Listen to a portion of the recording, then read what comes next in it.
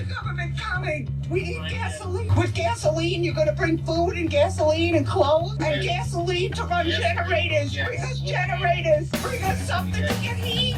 We're going to die if we get killed with the weather. We're going to die. We're going to freeze. We have no cars. President Obama, please listen to us down here. We are going to die. You don't understand. You've got to get your trucks here on this corner. Buckle your seatbelt. It's time for another episode of the Prepper Recon Podcast. Whether your plan is to bug out or bug in, CampingSurvival.com has all of your preparedness needs, including fish antibiotics, long-term storage food, water filters, bug-out bags, and first aid kits. Use coupon code PrepperRecon for 5% off your entire order at CampingSurvival.com. When disaster strikes, it's too late to prepare. PrepperRecon.com offers MOLLE-compatible individual first aid kits for your home, auto, or bug-out bag. These kits have everything you need to address a traumatic injury, including an Israeli battle dressing, quick clot, EMT shears, suture kit, Steri-strips, tourniquet, ACS chest seal, tough strip bandages, gauze, and so much more. $89 includes shipping. To buy your individual first aid kit, go to PrepperRecon.com and click the store tab at the top of the homepage. Order today before it's too late. Hey Preppers and Patriots, this is the second half of my interview with David the Good on survival gardening and creating a food forest. Enjoy the show. Now, you also have a book on composting, and we effectively live on an 800-mile-long sandbar. If you're measuring from Pensacola to Key West, so the soil's pretty sorry in most of the state. Can we build up the soil through composting? You can. Yeah, there's you can do it. You can't keep it, though. You can keep it built up to a certain extent if you create a forest. But when you've got a sandy soil situation, a lot of it is lost through leaching, and a lot of it is lost through sun exposure and through the breeze just taking away your organic matter as dust. I'm always thrilled, and amazed and shocked and horrified all at the same time to see how fast things break down in hot, humid Florida and in the sand. You can put logs on the ground and have them halfway rotten through 6 months later, just from sitting in that sand and in the heat. Organic matter goes through the soil really quickly. So if you've got sand and you're tilling it up to plant on, you're always going to have to be making compost. Every time you plant, you're going to have to add compost. And so you can kill yourself trying to make enough compost to feed the soil. So one of the things I cover in my book, Compost Everything, the Good Guide to Extreme Composting, is how to use every bit of fertility that comes through your property to make compost. Everything from logs to sticks to pet waste. I mean, human waste. You could put in carcasses, beef stew, meat, all the stuff that everybody freaks out about. I've got ways to compost it all, and a lot of them are old traditional methods, and some of the stuff that we experimented with here. If you want compost just for your garden, I've got a chapter on stretching the compost. When you've got a sandy situation, I would say, just loosen the soil up and plant it, and you can either mulch it if it's a small garden, which will help keep the moisture in and keep some organic matter moving. If you don't have enough mulch and you've got a big patch, I would go with making a compost tea in big barrels, and I describe how to do that in the book. We took both manure, some chicken manure, a couple shovelfuls of chicken manure, and a little bit of fish emulsion, a little bit of compost, put it in a big 55-gallon drum, fill the drum up with water, and just let it sit out there in the sun for a couple of weeks. And then I planted corn right in the sand there, and didn't give the corn, when the corn started to come up, I went along with a couple of watering cans that I'd taken the roses off of the end. I filled them up from that 55-gallon drum full of sloppy, stinky manure compost water, and just walked down along the corn and just let that water run over the corn. So we grew this big sandy patch of corn, and we got plenty of corn out of there, but it was all fed on really a few shovelfuls of manure and compost in a 55-gallon drum. We'd throw a little bit more in there now and again, I mean, if you really want to get disgusting, you can, save your own urine and use it as a fertilizer. But you really, this whatever amendments you do in a real sugar sand type soil are all going to disappear. They'll be gone as soon as you turn that soil over and till it a couple of times, or just have it bare. I mean, every time you weed and you take the weeds out, the soil dries up even more and it just blows away. I mean, the last thing you want is a lawn here. It's just constant work.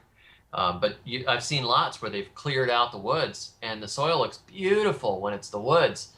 But, once they burn the woods, it could be a couple of months later and you're starting to see patches of white sand. You say, what happened to all that forest litter? Oh, it's gone. Sun baked it out. The animals, the little soil life took it out. There's no more trees replenishing it, and there's no more canopy keeping the soil moist and keeping that compost there a little longer. So, yeah, building it up long term is not easy. And yeah, the compost tea, it doesn't sound like any fragrance that they have at Bath and Body Works. No, not yet. Maybe after the zombie apocalypse. Yeah. Now, should you stir your compost, and if so, how often?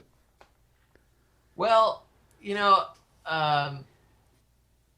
I used to do the whole compost pile thing and mix everything in proper ratios and really work at it. The more you turn it and water it, usually the better it does. So, you go out there and you turn it once a week. That's pretty good. And you got to balance your carbon and nitrogen ratios if you want that perfect, fine, crumbly, beautiful compost.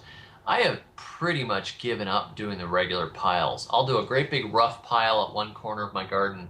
I'll take one garden bed that didn't bear all that well for me this year, like a 4-foot by 12-foot section, and just take all of the garden waste for that year, the kitchen scraps, paper plates, cardboard, all that stuff, and just pile it up there on that garden bed for the course of a year and just let it rot and never bother turning it. And the ants get in there and the bugs get in there and the worms get in there and they turned it in. Whatever's left on top of it that hasn't rotted at the end of the year, I rake it over to the bed next to it or to another bed that's not doing well and turn that bed into the compost pile. That way all the good stuff that's been in that compost pile has worked its way down into the soil beneath, and the compost is pretty much in place there on that. So when I plant it the next year, the plants do wonderfully because all that organic matter went into the ground. So that's not really a traditional compost pile, but I figure why take it all to one place out of the garden, mix it all up, spend all this work to take, say 20 bags of yard waste and turn it into a 5-gallon bucket full of compost, when I could just do it in place on one of the beds, and all the stuff that rots and sinks through that compost pile goes right down into the soil beneath the pile and will hopefully feed the crops the next year. If you want to make compost, you just turn it regularly, keep it moist, keep your carbon and nitrogen ratios correct. That's your brown stuff and your green stuff. So kitchen scraps would be green, shredded paper would be brown, that's high carbon to high nitrogen. And you can get it hot and turn it when it starts to cool off, but I think that's too much work. So a lot of my composting methods are different methods of throwing it on the ground, burying it, composting it in barrels, and that kind of stuff. Can you work animals like chickens and rabbits into your plan? Oh, yes, absolutely. One of the cool things that I saw, I watched the movie Back to Eden, which was a pretty enjoyable movie about a gentleman out in the West Coast who took his garden and took some hard soil and covered it with lots and lots of mulch and compost and ended up being able to really grow some beautiful gardens on what had been very hard soil. The movie was good, but I saw a further interview with Paul Gauci on YouTube where he talks about how all of his composting is done by his chickens. And I was interested by that idea, and I've done that myself since then. And I found we just would take if you fence your chickens in, people like to talk about free ranging, but, in an ideal world, when you free range your birds, they wouldn't end up beheaded and shredded by the neighbor's dogs or killed by hawks and everything else. So if you've got a chicken run and you fence them into a small place where you throw your compost, and you just dump all the scraps and stuff in there. Everything from the garden, all the weeds that you cut out, whatever, they'll sit there and they'll eat it and they'll turn it and they'll poop in the soil over and over and over again. The when we moved our chickens out of a pen, we noticed that that area was the greenest area in the entire yard for the next couple of years. The soil was incredible, the growth was incredible, and I was like, this was sand, and the chickens turned it pretty nice. So what I did was what Paul Gauci did. I went in there and I took I made a sifter out of hardware cloth stapled to some 2x4s, and went in there, put that on top of a wheelbarrow, shoveled in that beautiful dirt, shook it through to get all the rocks and bones or whatever else the chickens didn't eat out of it. And so I sifted this nice, fluffy, beautiful, rich soil, and I went back to my garden beds and I just topped them all off with a half an inch of that beautiful soil from the chicken run. And so the chickens did all the composting for me. And they do a pretty good job eating the weed seeds too. So yeah, and another thing you can do is if you have a chicken tractor, you rotate the chickens and the compost. You might be composting on one bed and running chickens on another bed. Say you've got some weedy, spent beds with some dead eggplant in them and some rotten cabbages, and you say, well, I could weed all this out and pile in the compost pile, or I could just put a cage over it and let the chickens have at it for, the next couple of weeks. Chickens will just tear it up and turn it under, and they'll leave you with a beautiful tilled and manured soil that you can plant your next garden on. So yeah, there's quite a few ways you can work them in. It's time for a quick break, and we'll be right back. The dollar's lost over 90% of its purchasing power since 1971. Silver, on the other hand, has proved to be a very stable form of wealth preservation over the years. And where do you buy silver? Silver.com, of course. Silver.com offers fantastic prices on silver and gold. And for folks that are planning to produce their own food after a collapse, is it important to start learning now? Is there a little bit of a learning curve there? Oh, yes, absolutely. I mean, I would consider myself an expert gardener at this point. I've written I've actually written 5 books, but one of them hasn't been published yet. And I've been I gardened in Florida for a couple of decades, and I gardened in Tennessee for about 6 years. So I've gardened on clay, I've gardened in temperate zone, I've gardened in subtropics, and I've gardened in the complete tropics down in South Florida. And one thing I tell people is, the way I got good at gardening was I killed a lot of plants. I wrecked a lot of gardens. I made a lot of mistakes. I've had trees die. I had manure that had toxic herbicides in it, killed $1,000 worth of plants one year. I've had chickens stolen by foxes and spread all over the yard, dead little chicken bodies that I spent 4 months raising up from chicks only to have them all killed in one night. I've tried growing mangoes where it freezes and had them frost. I've tried growing apples in almost a tropical environment and not gotten any fruit, so I'm messing with it again. I tried grafting a bunch of different things together, had a bunch of failures, and I had a bunch of successes. But really, if you've got a box of seeds saved in a little safe spot back in a nice cool closet, and you right now are tending a lawn, stop it. Go plant a fall garden. Start something. I mean, you don't have to start something huge.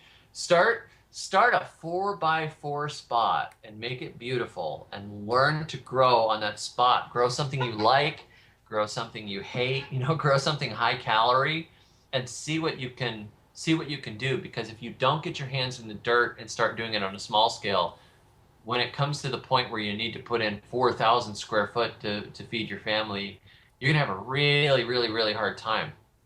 And I just do a 4x4 spot with some salad greens to start. Plant yourself some potatoes. It's not that hard. And I mean, my website, I've gotten a lot of people gardening who weren't gardening before. I get emails all the time of people saying, "Hey, I tried this and it worked," or "I tried this and it died." I'm like, great, good. Now you know what not to plant next year or how to not plant it. And also, I mean, talk to your neighbors and figure out if you've got any neighbors that are gardening. Ask them what they're growing and how they're growing it. Talk to the local extension office and say, what are the main commercial crops going around here? Find out what is suited to the environment and what you can feed yourself on there, and learn how to eat it and learn how to grow it. But don't expect that you're going to have a chance when things get bad. And just go double dig a little patch and plant yourself some spinach or something. Just get started. Otherwise you might be stuck. And you've got a blog, a YouTube channel, and like you said, 4 books and another one on the way. Can you tell us about all of those? Well, what's the name of the blog? What's the Yes. YouTube channel and all the names of the books? The blog is thesurvivalgardener.com, and that is actually quite a popular site. If you go there and sign up, there's a little pop-up thing that's kind of annoying, but it works, so I put it up. I was trying to figure out how to give away. I've got a seed saving and survival crop comic book that I created a couple of years ago, and I decided to put it up for free for anybody that signs up for my newsletter, so I can tell people when new books are coming out, that kind of stuff. So if you go to the website, thesurvivalgardener.com, you can sign up and get the free seed saving and survival crop comic book, which stars me as a cartoon and a kind of a demented camel. So that was really sort of fun to put together. The book, Create Your Own Florida Food Forest, is targeted at Florida. That will work through much of the South. The concepts will work through a lot of areas. That's on Amazon for $2.99. My new book, Totally Crazy Easy Florida Gardening, just came out on September 1st. And that book, Totally Crazy Easy Florida Gardening, is it's already sold quite a few copies. And that one is a thicker how-to guide to gardening in Florida and dealing with the sand and which crops will feed you in a crash, basically no matter what. I pretty much give a list of the stuff that you can grow easily, and then I give you a list of the stuff that's a pain in the neck, and I tell you to start with the easy stuff. And, it's just a lot of years of testing to get that down, and I finally felt like it's time to put it in a book. Compost Everything was published by my publisher, Castalia House, they're actually located in Finland, and they took a chance on publishing a garden writer. They mostly publish history and other and science fiction and fantasy and things like that. And they decided, hey, we'll do a homesteading book. And so that is Compost Everything, The Good Guide to Extreme Composting. This book will save your life if you don't have fertilizer in a crash. This is how to compost everything from human waste to logs to paper to all kinds of stuff. How to turn every single bit of organic matter you can get your hands on into fertilizer for your garden. So one of the big problems people don't think about is I got seeds, but if you don't fertilize your plants, you might get a year of growing out of the soil before the soil is going to be exhausted and you're going to starve. So if you're trying to grow a compost pile big enough for a 4,000 square foot garden, it's not going to cut it. So this is on using basically everything as compost to feed yourself in a crash, but it's kind of a ridiculous and funny book. I think that garden writing is one of the most, garden books are one of the most boring things in the world to read. It's a lot of spacing and that sort of stuff. So I have written a lot of humor in the past, so I just decided I'm going to be the funny guy that writes gardening books. So it's a funny book, but it's actually a survival book sort of disguised as a hilarious guide to composting. The other book I did is called Survival Gardening Secrets, and that is available on a link through my website. That's an audio guide to transforming your yard post-crash into an edible yard. So yeah, that's pretty much it. I do have a video on how to transform a small homestead into a productive homestead. That's on my website as well. And my YouTube channel is David the Good. If you look up David the Good on YouTube, you will find me. And David the Good is also the name you look for on Amazon. Fantastic. And one last question before I let you go. You mentioned spinach. Is that something that we can grow in Florida? Because my friend's wife, that's like basically her favorite vegetable, and really what she, it might be the thing that we're able to use to actually bring her into the whole prepping arena, if she can grow spinach. And if so, what variety and when do we grow it and how? Well, true spinach is not the easiest thing to grow in Florida. You grow it during the cool season or during the winter, during the early spring, and during the fall when it's cool. You just basically plant the seeds, thin them out a little bit, keep them watered, thin them out when they come up, put them in moderately fertile soil, and you'll get spinach. but I don't find them to be nearly as productive as some of the tropical plants that are also called spinach, which are not true spinach. I would plant Okinawa spinach, which is a perennial vining plant. It tastes a lot like regular spinach, but it lives for years and years. You can just break pieces of it off and stick it in the ground and grow more. It's used as a ground cover in edible landscaping. I would also plant longevity spinach, which in addition to being a good salad green, is also supposedly good for your concentration, and it's been proven to balance blood sugar in diabetics. So it's got a couple of useful things beyond just being a good salad green. Another one that I really like, which you can only eat cooked, you have to cook it. It's slightly toxic when it's raw, but when you cook it, it's one of the most nutritious vegetables you can grow. It's called Mexican tree spinach, or chaya, Chaya. And I put that, there's a profile on it in my book, Totally Crazy Easy Florida Gardening, because it is the green that goes right through the summer. It's a great big perennial shrub. It's like, they can grow 10, 12 foot tall, and they have these great big kind of pretty maple shaped leaves on them. You cut the leaves off and you cook them for 10 minutes, and they have this hearty green sweet flavor it's just incredible. And they're so stupid easy to grow. I've been just getting cuttings, and giving cuttings to everybody and saying, here, grow this. Somebody gave me some cuttings, and when I started growing it, I couldn't believe how easy it was. So if you can find Mexican tree spinach, Okinawa spinach, longevity spinach, they're all called spinaches. They're not really spinaches, but not technically. And regular spinach, if you've got some fertile soil and some cool weather, and you've got a little bit of time, you plant some spinach seeds and you'll be picking leaves in about a month. It's not hard. I think it was in your book. I read about Malabar spinach. And do you know anything about that? And does it taste like spinach? Yeah, Malabar spinach is similar to spinach. It's a little bit mucilaginous. Some people don't like that, but it's a very productive salad green with a nice crisp, cool flavor to it. Malabar spinach is sometimes really easy to grow and sometimes not. I've had some people tell me they've just had it growing like weeds, and then other people have told me, oh no, it died for me a couple of times. I haven't had all that much luck with it. I'm probably not growing it correctly, but you pretty much, it's a perennial if it doesn't freeze. You can start it from cuttings or you can start it from seeds. If it does freeze, it's an annual, but it's a vining, climbing plant. It's very pretty. It'll climb all over a grape arbor or up a trellis, and you can pick these big, almost dinner plate sized leaves off of it for salad. There's also a couple of edible hibiscus that are very similar to spinach as well. You can just pick the leaves off the hibiscus, that's kind of cool.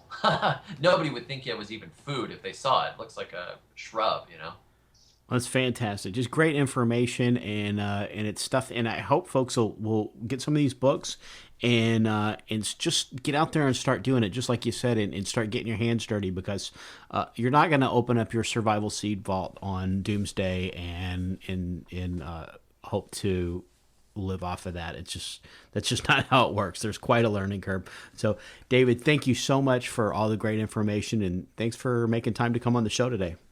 Yeah, absolutely. Thank you for having me. In the days of Noah, Book 3, Perdition. A global empire rises like a phoenix from the ashes of the world that was. The emerging order is unified by a new global currency and a single world religion, which are mandated by an imposed UN treaty. In the interest of unity and peace, a zero-tolerance policy for dissenters is enacted and strictly enforced. Hunted down like common criminals for daring to resist the state, Noah Parker's group will have to rely on faith and wits to endure the powers of darkness which are quickly consuming the earth. Buy your copy of The Days of Noah, Book 3, Perdition, by best-selling author Mark Goodwin, in paperback, Kindle, or audio edition, from Amazon.com today.